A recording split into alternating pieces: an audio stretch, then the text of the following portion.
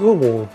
后来工作的时候，就常常早上起来的时候觉得有点口渴，偶尔起来的时候也会有点头痛，工作时间也觉得精神不太好。之前住那种宿舍，当兵的时候也有人跟我反映过我有打呼，所以我就觉得我应该是有打呼的问题。因为我发现我有打呼的问题之后，我是有试着在网络上搜寻过一些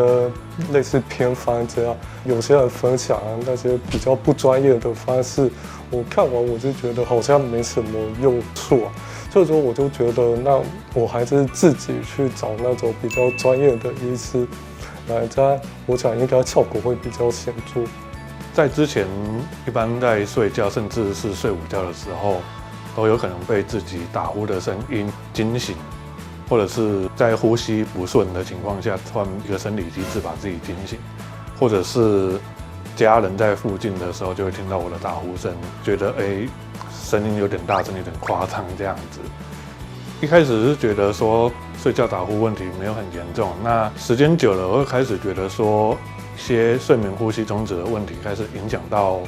身体的状况，再加上说可能家人或女朋友有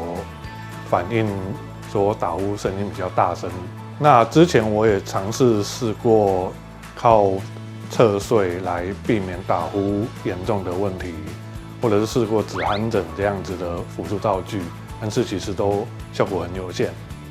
因为自从佩戴这个牙套之后，我是没有打呼的问题啊，因为我用手机记录那种睡觉的打呼声音都没有记录到，然后早上起来的时候也没有之前说的那种口渴啊、疼痛的问题，工作上也比较有精神，工作比较顺利。使用养生牙套半年后，其实最明显的感觉就是已经没有所谓打呼的状况，整体感觉到说睡